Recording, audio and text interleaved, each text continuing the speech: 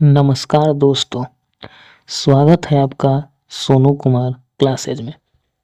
दोस्तों, आज के वीडियो में मैं आप लोगों को बताने वाला हूँ रेलवे के तरफ से जो एक नई वैकेंसी आई है तो उसी के बारे में बताने वाला हूँ। दोस्तों, वीडियो को शुरू करने से पहले आप लोगों से एक बात कहना चाहूँगा कि अगर अभी तक आपने इस चैनल को सब्सक्राइब नहीं किया है तो इस चैनल को सब्सक्राइब ज़रूर कर लें ताकि इससे रिलेटेड इम्पोर्टेंट नोटिफिकेशन आप लोगों को मिलता रहे। तो दोस्तों, वीडियो को शुरू करते हैं।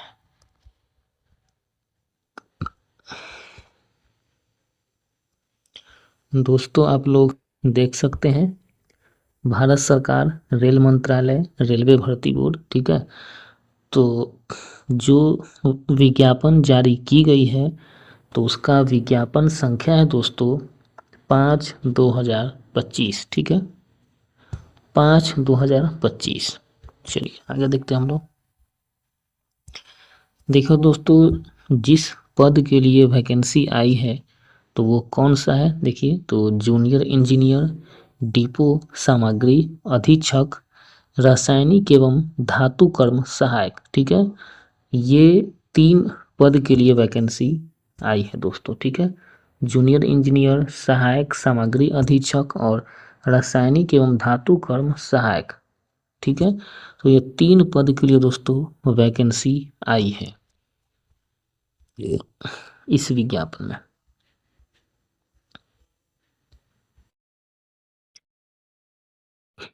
देखिए दोस्तों, इसमें महत्वपूर्ण तिथियां क्या है। देखिए, रोजगार समाचार में सांकेतिक सूचना की तिथि 4/10/2025 थी। ऑनलाइन आवेदन प्रारंभ होने की तिथि है दोस्तों 31/10/2025, ठीक है। यानी 31 अक्टूबर से जो है दोस्तों ये ऑनलाइन आवेदन स्टार्ट हो चुका है। देखिए, ऑनलाइन आवेदन जमा करने की अंतिम तिथि है दोस्तों 30/11/2025 को 23:59 तक आप कर सकते हैं, ठीक है, नवंबर। जमा किए गए आवेदनों के लिए आवेदन शुल्क भुगतान की अंतिम तिथि है दोस्तों 2/12/2025, ठीक है। संशोधन शुल्क के भुगतान के साथ आवेदन पत्र में सुधार के लिए संशोधन विंडो की तिथियां कृपया ध्यान दें। खाता बनाएं, फॉर्म में भरे गए विस्तृत विवरण और रेलवे भर्ती बोर्ड चुने को संशोधित नहीं किया जा सकता, ठीक है, ये ध्यान दीजिएगा। तो वो अकाउंट क्रिएट करने की तिथि है 3/12/2025 से 12/12/2025, ठीक है। आगे देखिए, वे तिथियां जिनके दौरान पात्र अस्क्राइब उम्मीदवारों को आवेदन पोर्टल में अपने अस्क्राइब का विवरण प्रदान करना होगा उनका तिथि है 13/12/2025 से 17/12/2025 तक, ठीक है। जो उम्मीदवार अस्क्राइब डालेंगे तो उनका विवरण डालने का जो तिथि है दोस्तों ये है।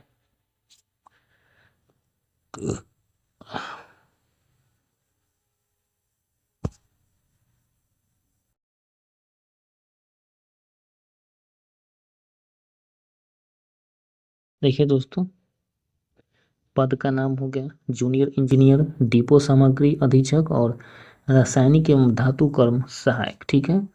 तो इनका जो सैलरी मिलेगा दोस्तों वो 7वां CPC के अनुसार पे मिलेगा और पे लेवल 6 होगा, ठीक है। जिसमें उनका प्रारंभिक वेतन 35,400 से होगा, ठीक है। चिकित्सा मानक इनका अनुलग्न A में है और आयु जो है इनकी होनी चाहिए 1/1/2026 के अनुसार न्यूनतम 18 वर्ष और अधिकतम 33 वर्ष होनी चाहिए। कुल रिक्तियों की संख्या दोस्तों 2,569, ठीक है।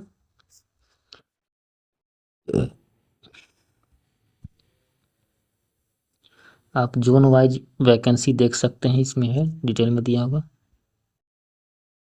एक चीज ध्यान दीजिए दोस्तों, देखिए, निर्धारित शैक्षणिक और तकनीकी योग्यता के अंतिम परिणाम की प्रतीक्षा कर रहे उम्मीदवार आवेदन करने के पात्र नहीं है। फाइनल रिजल्ट उनके पास होना चाहिए।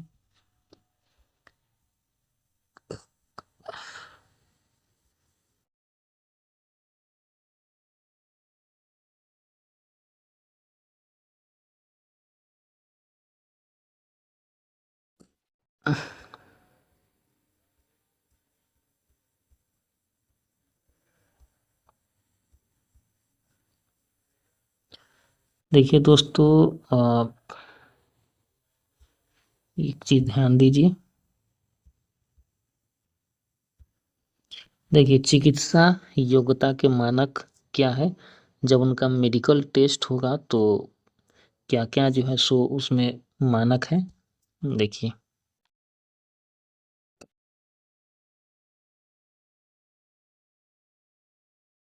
चिकित्सा मानक A3 में सामान्य फिटनेस कैसा होना चाहिए, तो शारीरिक तौर पर पूर्णतः स्वस्थ होना चाहिए। दृष्टि तीक्ष्णता कैसा होना चाहिए, देखिए, दूरदृष्टि 6/9, चश्मे के साथ या बिना चश्मे के 6/9, लेंस की क्षमता 2 डायोप्टर से अधिक नहीं होनी चाहिए। निकट दृष्टि SN 0.6, चश्मे के साथ या बिना चश्मे के 0.6, और रंगीन दृष्टि, दूरबीन दृष्टि, रात्रि दृष्टि और मेसोपिक दृष्टि के लिए परीक्षण पास करना अनिवार्य है। ठीक है। B1 में शारीरिक तौर पर पूर्णतः स्वस्थ होना चाहिए। दूरदृष्टि चश्मे के साथ या बिना चश्मे के साथ 6/9, 6/12, इसमें लेंस की क्षमता 4 डायोप्टर से अधिक नहीं होनी चाहिए। निकट दृष्टि में देखिए, पढ़ते या नज़दीक से काम करते समय चश्मे के साथ या बिना चश्मे के SN 0.6 आवश्यक है। ठीक है। रंगीन दृष्टि, दूरबीन दृष्टि, रात्रि दृष्टि और मेसोपिक दृष्टि के लिए परीक्षण पास करना आवश्यक है।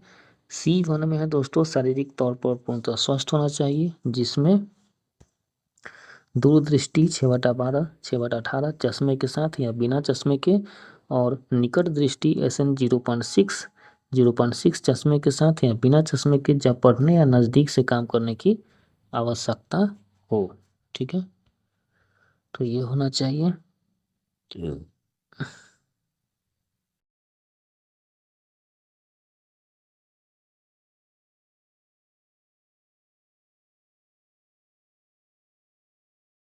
अब बात कर लेते हैं हम लोग नागरिकता या राष्ट्रीयता, कहाँ का नागरिक अप्लाई कर सकते हैं। तो देखिए, उम्मीदवार को निम्न में से कोई एक होना चाहिए। भारत का नागरिक हो, या नेपाल का नागरिक हो, या भूटान का नागरिक हो, या तिब्बती शरणार्थी जो 1/1/1962 से पहले भारत में अस्थायी रूप से बसने के इरादे से आया हो, या भारतीय मूल का व्यक्ति जो भारत में अस्थायी रूप से बसने के इरादे से पाकिस्तान, बर्मा, श्रीलंका, पूर्वी अफ्रीका देशों, केन्या, युगांडा, संयुक्त गणराज्य, तंजानिया, जाम्बिया, मलावी जैसे इथियोपिया और वियतनाम के प्रवास कर आया हो। ठीक है। बशर्ते कि उपर्युक्त श्रेणी 2, 3, 4 और 5 से संबंधित उम्मीदवार वह व्यक्ति होगा जिसके पक्ष में भारत सरकार द्वारा पात्रता का प्रमाण पत्र जारी किया गया।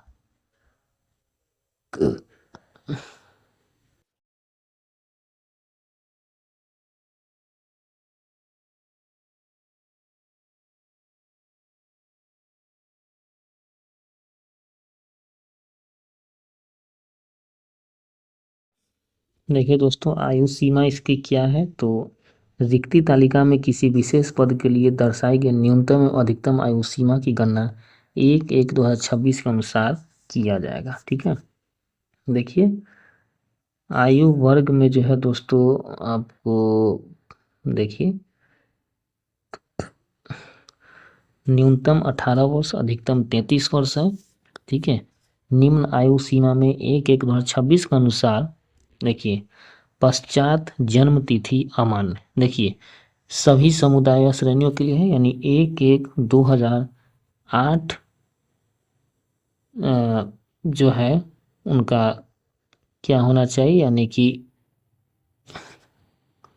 इसके बाद जिनका भी जन्म तिथि होगा तो वो जो है अमान्य हो जाएंगे, ठीक है, कि वो ये वैकेंसी अप्लाई नहीं कर सकते। यानी 1/1/2008 के बाद उनका जन्म नहीं होना चाहिए, ठीक है। और देखिए ये जो एज है जिसमें जनरल हो गया, ईडब्ल्यूएस हो गया, तो उनका 2/1/1993 से पहले का डेट ऑफ बर्थ उनका नहीं होना चाहिए।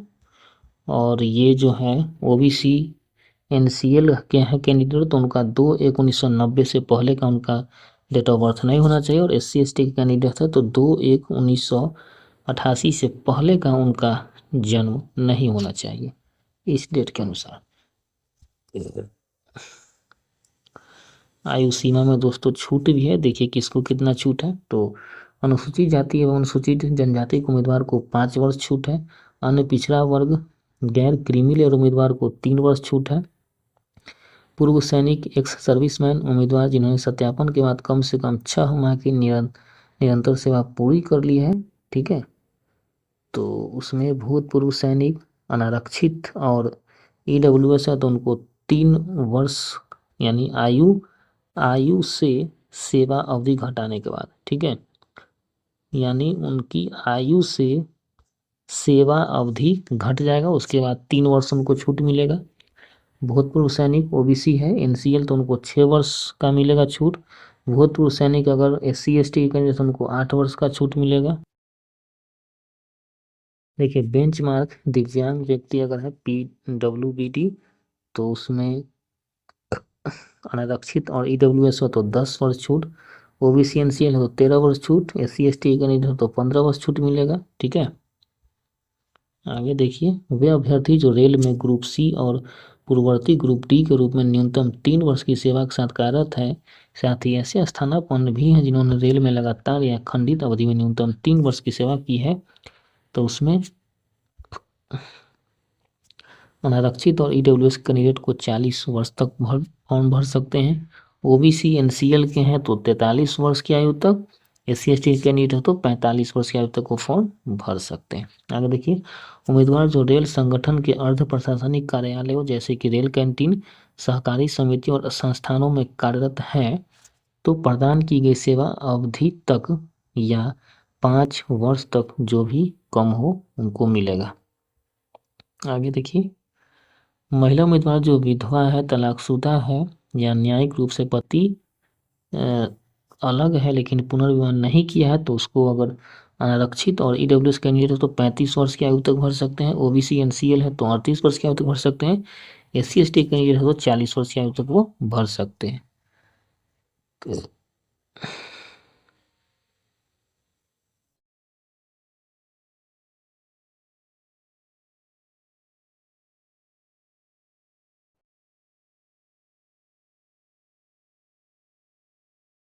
कोई भी जो होगा दोस्तों एज का प्रूफ तो वो आपको 10th क्लास में सर्टिफिकेट में जो डेट ऑफ बर्थ दर्ज है उसी के आधार पर होगा। अब हम लोग बात कर लेते हैं दोस्तों इसमें शैक्षणिक योग्यता, तो शैक्षणिक योग्यता के बारे में आगे हम लोग बात करेंगे, ठीक है। देखिए उसमें आपको 30/11/2025 तक जो है कि आपका सर्टिफिकेट इशू होना चाहिए, इससे बात का नहीं होना चाहिए।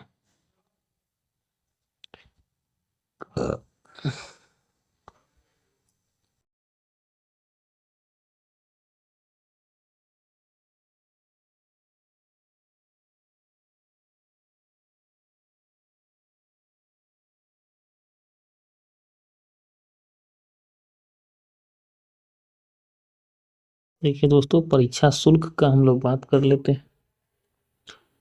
तो देखिए सभी उम्मीदवारों के लिए जो है 500 रुपया जो है सो होगा इसमें, ठीक है। प्रथम चरण की CBT में उपस्थित होने पर बैंक शुल्क काट कर 400 रुपये की राशि वापस कर दी जाएगी, ठीक है। यानी जो भी अनरिजर्व कैटेगरी के हैं तो उनका 500 रुपया फीस लगेगा, जिसमें एग्जाम में CBT 1 में जब शामिल होंगे तो उनको 400 रुपया वापस मिल जाएगा।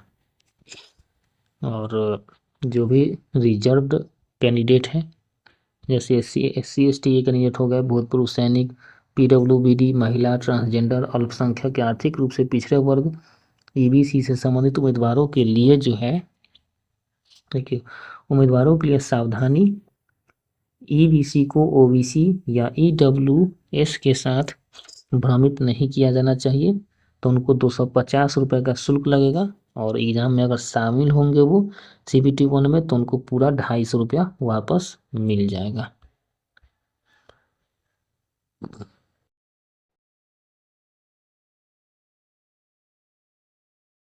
एक चीज ध्यान दीजिएगा दोस्तों, देखिए, केवल प्रथम चरण की CBT में भाग लेने वाले उम्मीदवार को ही पैसा वापस मिलेगा।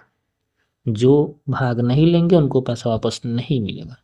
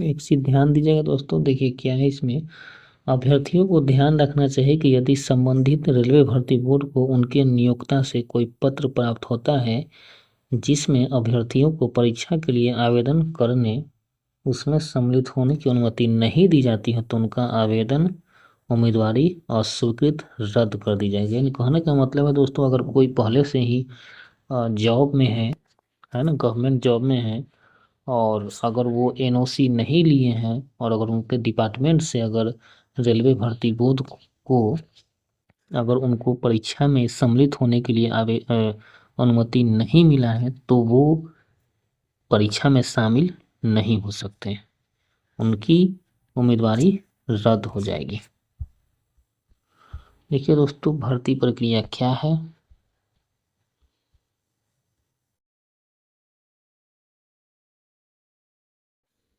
देखिए, भर्ती प्रक्रिया में दोस्तों, प्रथम चरण कंप्यूटर आधारित परीक्षा CBT 1 होगा, फिर CBT 2 होगा, फिर उसके बाद दस्तावेज सत्यापन यानी कि DB होगा, फिर चिकित्सा परीक्षण यानी कि मेडिकल एग्जामिनेशन होगा। ठीक है, ये 4 प्रकार का चरण होगा।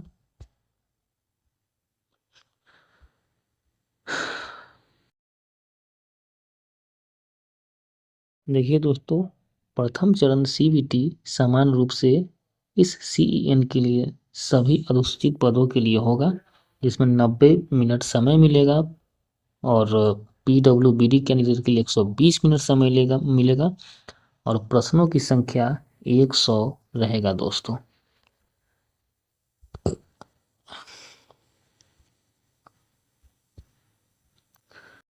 देखिए, उसमें सिलेबस जो है सो क्या क्या हो सकता है सिलेबस। ठीक है, तो मैथ से रहेंगे क्या क्या प्रश्न, देखिए किस टॉपिक से प्रश्न रहेंगे, तो संख्या प्रणालियाँ, बोर्ड मास, दशमलव, भिन्न, लघुत्तम समावर्त और महत्तम समावर्त, अनुपात और समानुपात, प्रतिशत, क्षेत्रमिति, समय और काल, समय और दूरी, साधारण और चक्रवृद्धि ब्याज, लाभ और हानि, बीजगणित, ज्यामिति, त्रिकोणमिति, प्रारंभिक सांख्यिकी, वर्गमूल, आयु गणना, कैलेंडर और घड़ी, पाई पर टंकी, इससे जो है सो प्रश्न हो सकते हैं।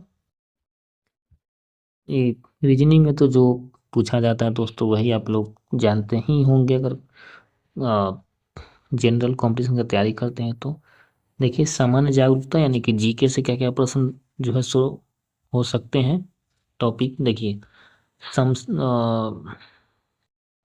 समसामयिक घटनाओं का ज्ञान, भारतीय भूगोल, संस्कृति और भारत का इतिहास, जिसमें स्वतंत्रता संग्राम, भारतीय राजनीति और संविधान, भारतीय अर्थव्यवस्था, भारत और विश्व से संबंधित पर्यावरणीय मुद्दे, खेल शामिल है। सामान्य वैज्ञानिक और तकनीकी विकास आदि। ठीक है, देखिए अब क्या है सामान्य विज्ञान में क्या क्या रहेगा। देखिए भौतिकी, रसायन विज्ञान और जीव विज्ञान 10वीं कक्षा तक सीबीएसई सिलेबस के अनुसार जो है दोस्तों रहेगा। प्रश्न उसमें हो सकते हैं, जिसमें देखिए गणित से सीबीटी 1 में 30 प्रश्न और सीबीटी 2 में 30 प्रश्न 30 अंक के प्रश्न रहेंगे। रीजनिंग से 25 अंक के दोनों में, जीके से 15-15 रहेंगे, मतलब हो सकते हैं। सामान्य विज्ञान से दोनों में 30-30 हो सकते हैं। टोटल 100 प्रश्न रहेंगे दोस्तों। निगेटिव एक सही जवाब दीजिएगा तो 1 अंक मिलेगा, एक गलत जवाब देने पर 1/3 अंक आपका कट जाएगा।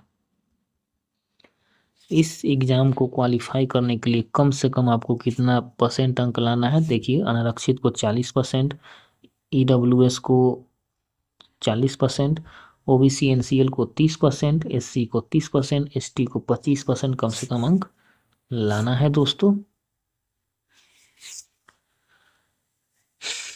देखिए यह पूर्व सैनिक उम्मीदवारों पर भी उनके समुदाय के अनुसार लागू है।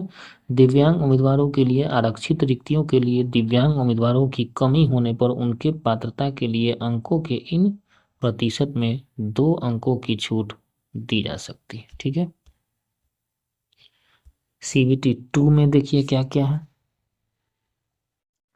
इसमें आपको टाइम मिलेगा दोस्तों 120 मिनट। ये है 120 मिनट समय जो है देखो अस्क्राइब पाने के लिए योग्य पीडब्ल्यूबीडी उम्मीदवारों के लिए इसमें 160 मिनट मिलेगा। ठीक है, और नॉर्मल को 120 मिनट मिलेगा।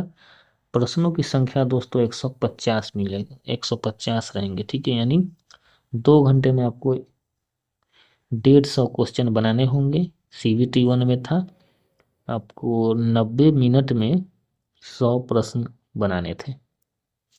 ठीक है, आगे देखिए सिलेबस क्या क्या है। देखिए सिलेबस में प्रश्न बहुविकल्पीय वस्तुनिष्ठ प्रकार के होंगे और इनमें सामान्य जागरूकता, भौतिकी और रसायन विज्ञान, कंप्यूटर और अनुप्रयोगों की मूल बातें, पर्यावरण और प्रदूषण नियंत्रण की मूल बातें और पद के लिए तकनीकी योग्यताओं से संबंधित प्रश्न शामिल होने की संभावना है। सामान्य जागरूकता, भौतिकी और रसायन विज्ञान, कंप्यूटर और अनुप्रयोगों की मूल बातें, पर्यावरण और प्रदूषण नियंत्रण की मूल बातें इस CEN के अंतर्गत सभी अधिसूचित पदों के लिए समान पाठ्यक्रम है, जैसा कि नीचे विस्तार से बताया गया है। सामान्य जागरूकता में देखिए समसामयिक घटनाएं, भारतीय भूगोल, संस्कृति और भारत के इतिहास, स्वतंत्रता संग्राम सहित भारतीय राजनीति और संविधान, भारतीय अर्थव्यवस्था, भारत और विश्व से संबंधित पर्यावरणीय मुद्दे, खेल कूद, सामान्य वैज्ञानिक और तकनीकी विकास आदि का ज्ञान, ये सब शामिल हो सकते हैं। भौतिकी एवं रसायन में 10वीं कक्षा तक के सीबीएसई पाठ्यक्रम से प्रश्न हो सकते हैं। कंप्यूटर और अनुप्रयोग की मूल बातें,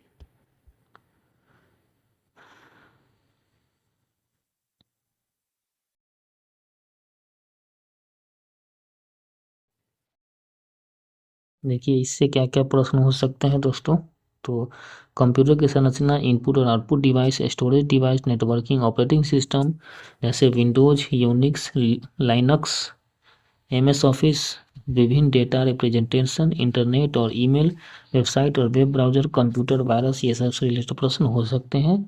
देखिए पर्यावरण और प्रदूषण नियंत्रण की मूल बातें से, तो पर्यावरण की मूल बातें, पर्यावरण प्रदूषण के प्रति प्रतिकूल प्रभाव और नियंत्रण नीतियाँ, वायु, जल और ध्वनि प्रदूषण, उनका प्रभाव और नियंत्रण, अपशिष्ट प्रबंधन, ग्लोबल वार्मिंग, अम्ल वर्षा, ओजोन क्षरण, ये हो सकते हैं।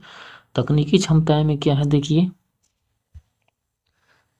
तो तकनीकी क्षमता में दोस्तों देखिए अनुलग्न ए में दर्शाए गए प्रत्येक पद के लिए उल्लिखित शैक्षणिक योग्यताओं को नीचे दिए गए अनुसार विभिन्न परीक्षा समूह वर्गीकृत किया गया है। तकनीकी योग्यताओं पर प्रश्न अनुलग्न 7 A B C D और ई में दिए गए विभिन्न परीक्षा समूहों के लिए निर्धारित पाठ्यक्रम में तैयार किया जाएगा दोस्तों। देखिए CBT 2 के लिए क्या है देखिए, प्रश्नों की संख्या और प्रत्येक अनुभाग के लिए अंक दिया हुआ है। सामान्य जागरूकता से 15 प्रश्न, 15 अंक का, भौतिकी और रसायन विज्ञान से 15 प्रश्न 15 अंक का, कंप्यूटर अनुप्रयोगों की मूल बातें से 10 प्रश्न 10 अंक का, पर्यावरण प्रदूषण नियंत्रण की मूल बातें से 10 प्रश्न 10 अंक का, तकनीकी क्षमताएं से 100 प्रश्न 100 अंक का रहेंगे। कुल 150 प्रश्न और 150 अंक के लिए रहेंगे। समय मिलेगा आपको 120 मिनट, ठीक है, और 160 मिनट PWBD कैंडिडेट के लिए रहेगा। निगेटिव इसमें भी रहेगा दोस्तों 1/3, और जो क्वालिफाइंग मार्क्स है मिनिमम, तो वो पहले बताए थे वही रहेगा, ठीक है। अब को पता ही है, अनारक्षित को 40%, EWS को 60%, OBC NCL को 30%, ST को 30%, ST को 25% मिलेगा। और भूतपूर्व और यह पूर्व सैनिक उम्मीदवारों पर भी उनके समुदाय के अनुसार लागू है। दिव्यांग उम्मीदवारों के लिए आरक्षित रिक्तियों के लिए दिव्यांग उम्मीदवारों की कमी होने पर उनकी पात्रता के लिए अंकों के इन प्रतिशत में 2 अंकों की छूट दी जा सकती है, ठीक है। देखिए द्वितीय चरण के CBT के दौरान कंप्यूटर मॉनिटर पर वर्चुअल कैलकुलेटर उपलब्ध कराया जाएगा, ठीक है। वर्चुअल कैलकुलेटर उसमें उपलब्ध कराया जाएगा द्वितीय चरण के CBT के दौरान।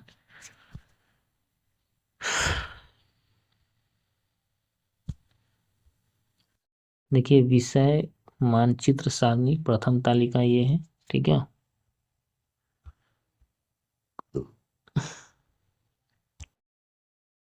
देखिए इंजीनियरिंग में 3 वर्षीय डिप्लोमा या इंजीनियरिंग प्रौद्योगिकी में स्नातक डिग्री, ठीक है। तो मैकेनिकल इंजीनियरिंग, प्रोडक्शन इंजीनियरिंग, ये सब है। ऑटोमोबाइल इंजीनियरिंग, ठीक है। Manufacturing engineering, mechatronics engineering, industrial engineering, machining engineering, tools and machining engineering, tools and die making engineering. उपयुक्त विषय की मूल धाराओं की कोई भी उपधारा मिश्रण। तो इसमें परीक्षा का जो होगा, ये परीक्षा समूह इसमें है दोस्तों, ये मैकेनिकल और सहायक इंजीनियरिंग, ठीक है। तो आप लोग इसमें देख सकते हैं। इसमें देखिए तो शैक्षणिक योग्यता है BSc रसायन शास्त्र एवं भौतिकी शास्त्र, ठीक है। परीक्षा समूह CMA ये हो जाएगा इसके लिए।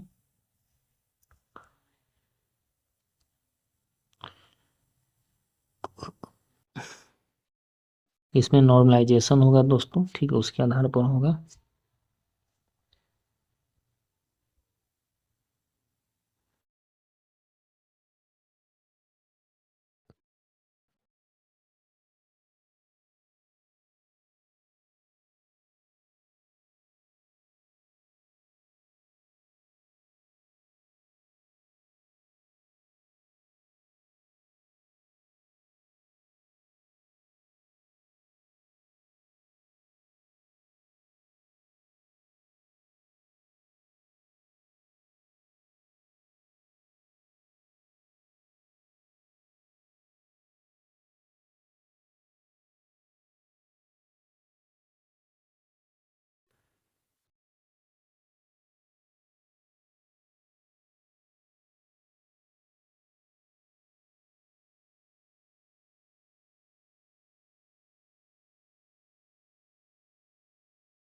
कुछ इम्पोर्टेंट चेतावनी है, देख लीजिए दोस्तों। रेल में या तो प्रभाव के माध्यम से या अनुचित और अनैतिक साधनों का उपयोग करके नियुक्ति का प्रस्ताव देने वाले बेईमान तत्वों और नौकरी रैकेटियरों से सावधान रहें। रेलवे भर्ती बोर्ड भर्ती के लिए किसी भी एजेंट या कोचिंग सेंटर की नियुक्ति नहीं करता है। उम्मीदवारों को किसी भी व्यक्ति या एजेंसी द्वारा किए जा रहे ऐसे किसी भी दावे के खिलाफ चेतावनी दी जाती है। उम्मीदवारों का चयन पूरी तरह से योग्यता के आधार पर किया जाता है।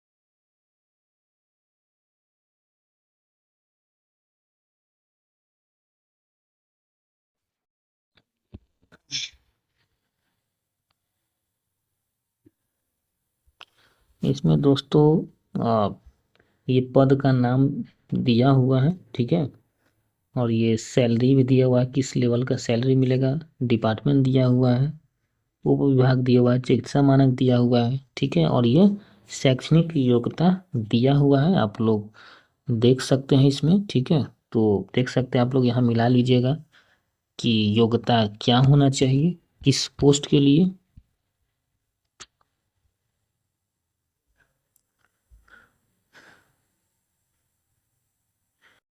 जैसे मैं बता देता हूँ एक का,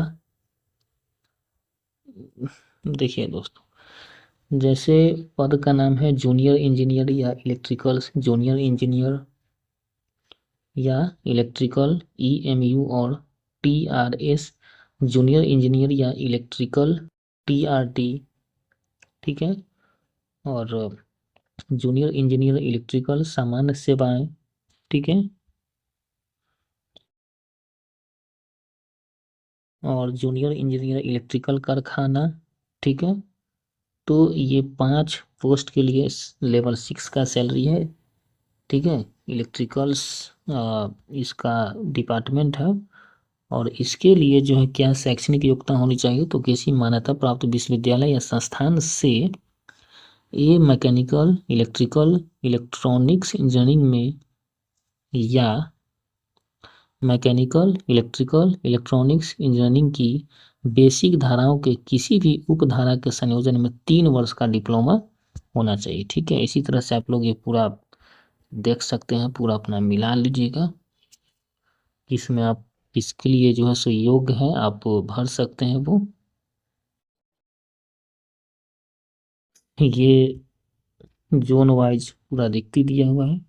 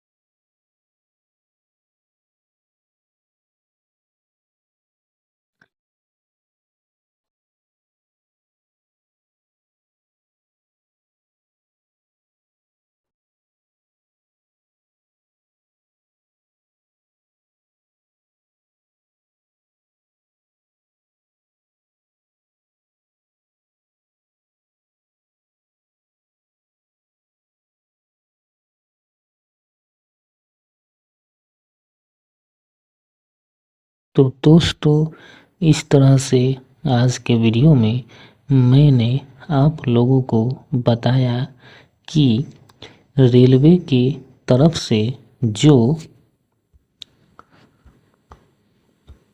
एक नई वैकेंसी आई है और वो पोस्ट है जूनियर इंजीनियर डिपो सामग्री अधीक्षक रासायनिक एवं धातु कर्म सहायक के पदों के लिए जो नई वैकेंसी आई है तो उसी के बारे में बताया। तो दोस्तों मिलते हैं फिर अगले वीडियो में, तब तक के लिए जय हिंद जय भारत।